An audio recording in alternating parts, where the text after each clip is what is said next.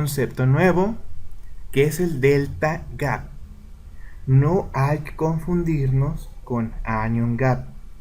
Hay que distinguir muy bien qué es anion gap y qué es delta gap. Y como se podrán imaginar, cuando estamos hablando de delta, decíamos, es porque hay una variación, hay una desviación desde un ideal. Entonces, el delta gap es cuánto se desvió el anion gap desde lo ideal. Entonces, vamos a recapitular. ¿Tuvimos acidosis metabólica?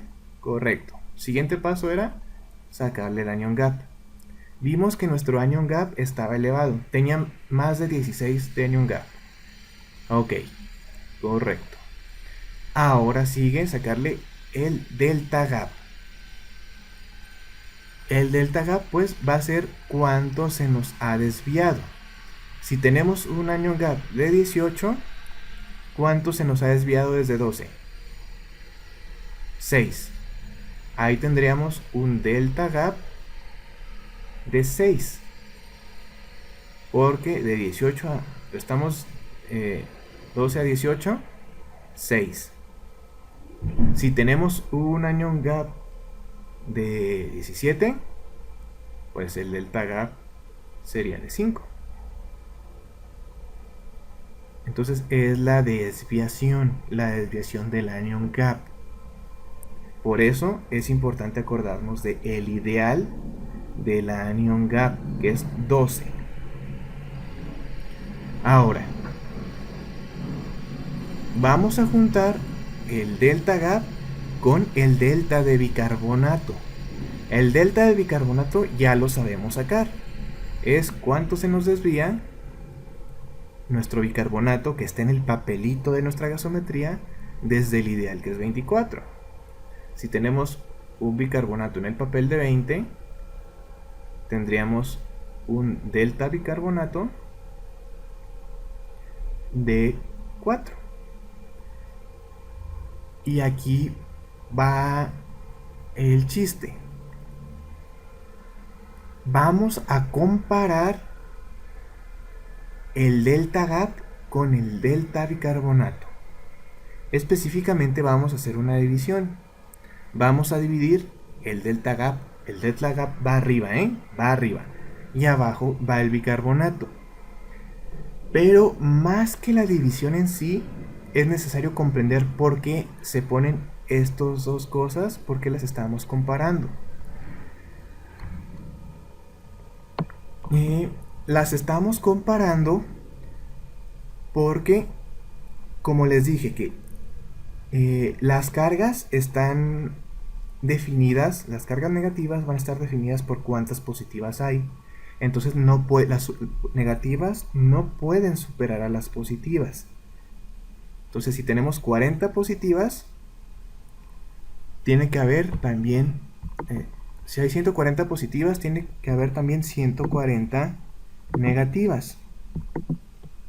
No puede crecer uno sin que el otro esté totalmente equilibrado.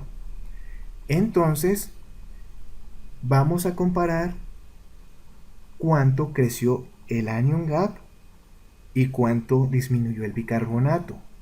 Por ejemplo, si el anion gap nos crece en 1, el anion gap le está robando un lugar al bicarbonato.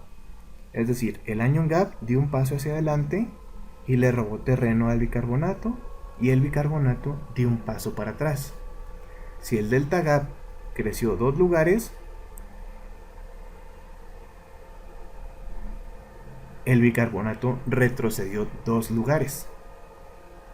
Si el anion gap creció 3 lugares, el bicarbonato retrocedió retrocedió 3 lugares. Entonces, entre más crezca el anion gap, se supone que debería de disminuir en la misma medida el bicarbonato.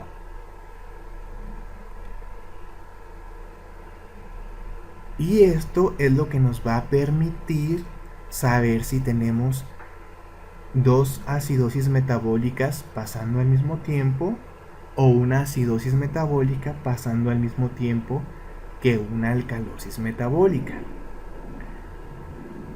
¿Cómo, ¿Cómo va a ser esto? Cuando hacemos la división del delta GAP y el delta bicarbonato, es decir, dividimos el delta GAP entre el delta bicarbonato. Recuerden, el delta GAP siempre va arriba. Si este resultado nos sale entre 1 y 2, tenemos una acidosis metabólica única. ¿Por qué? Porque si, por ejemplo, el delta GAP fuera de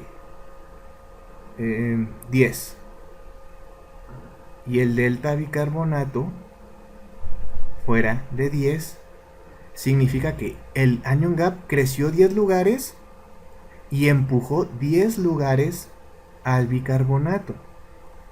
De forma que estos 10 lugares que el bicarbonato cayó son exclusiva culpa de el anion gap.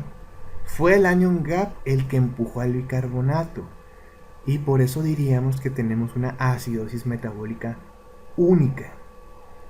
Totalmente que la culpa de que tengamos el bicarbonato bajo es el anion gap, pues creció 10 lugares y empujó 10 lugares al bicarbonato.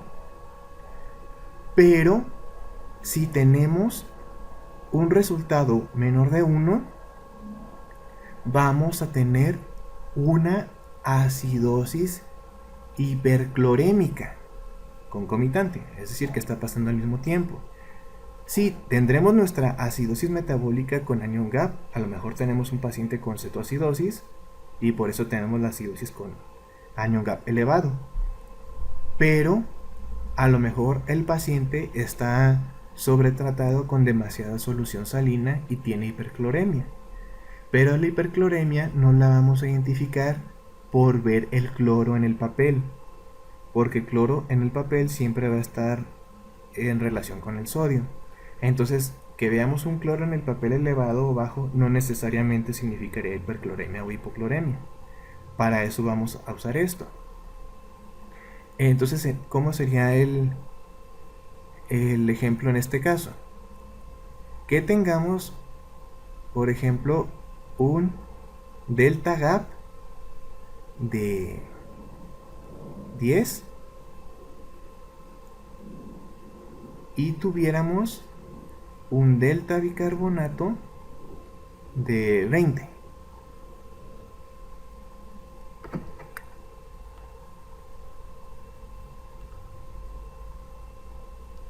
Lo cual nos da 0.5. Eso es menor que 1, ¿verdad? Eso significa que el delta gap creció 10 lugares. El anion gap creció 10 lugares. Pero oye, ¿qué pasó? El bicarbonato retrocedió 20. ¿Por qué retrocedió 20 si este nomás lo empujó 10?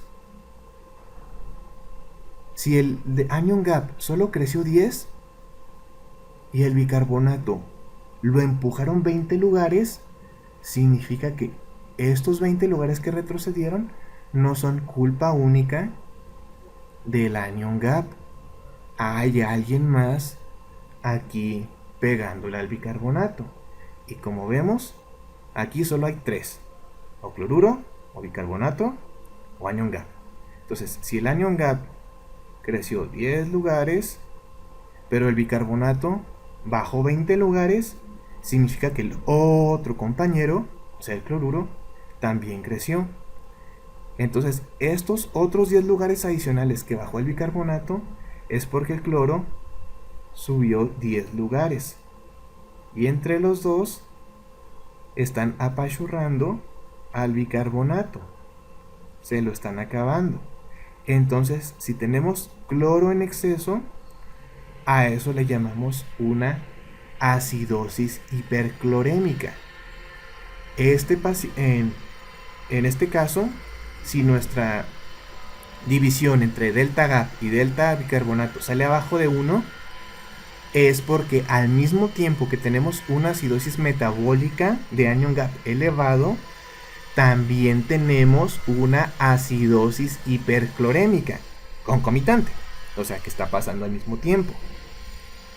Por eso no es toda la culpa de la, por ejemplo, si fuera la cetoacidosis, en este caso 10 bicarbonatos están retrocediendo por culpa del anion gap, por ejemplo de los cuerpos cetónicos, pero los otros 10 que hicieron bajar el bicarbonato es por exceso de cloruro, quizá por haberle puesto muchos litros de solución salina. Ahora, al otro lado, cuando nuestra división nos sale a mayor de 2, vamos a tener una alcalosis metabólica concomitante. Es decir, al mismo tiempo que tenemos una acidosis metabólica de anion gap elevado, también teníamos una alcalosis metabólica. ¿Y en este cómo se daría? Por ejemplo, que tuviéramos un delta gap de 20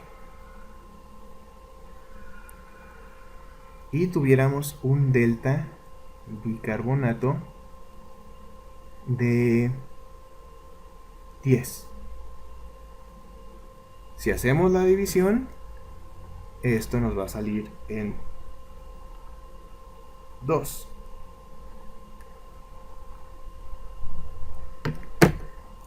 ¿Y cómo explicaríamos esto?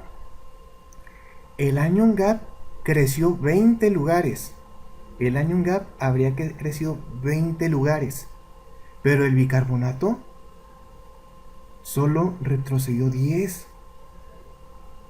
Desde el ideal solo cayó 10. ¿Cómo es que si el anion gap empujó tanto, cómo es que el bicarbonato solo cayó 10 lugares? Esto se explicaría porque tuviéramos una gran cantidad de bicarbonato previo a este cambio. Por ejemplo, que el paciente ya tuviera mucho bicarbonato antes, una alcalosis metabólica, y por eso el bicarbonato no cayó tanto, porque ya tenía un exceso. Por ejemplo, que el paciente tuviera 34 de bicarbonato de antemano. El anion gap le empuja 20 lugares y nos cae de 34 a 14. ¿Cuánto se desvió del ideal del bicarbonato hasta 14? 10 lugares. Desde 24 hasta 14 fueron 10 lugares. ¿Por qué? Porque teníamos una cantidad grande de bicarbonato que pareciera que no le hizo nada, porque ya teníamos una gran cantidad de bicarbonato que le estaba robando lugar al cloro. Quizás en este momento tendríamos hipocloremia, pero aquí teníamos un exceso de bicarbonato y el anion gap creció y al final el bicarbonato sí cayó a esos lugares, pero se mantiene. O sea, el delta de bicarbonato no se correspondió con el delta gap, porque ya teníamos un exceso de bicarbonato, teníamos un colchoncito de bicarbonato. Entonces se nos cayeron 20 bicarbonatos porque crecieron 20 lugares el anion gap y al final quedamos con 14. Y si lo vemos desde el ideal, solo cayó 10. Entonces, si nos sale nuestra división mayor a 2, 2 o más, vamos a tener una alcalosis metabólica concomitante. Si sale menor de 1, vamos a tener una acidosis hiperclorémica concomitante. Y si nos sale entre 1 y 2, es que nuestra acidosis metabólica es única.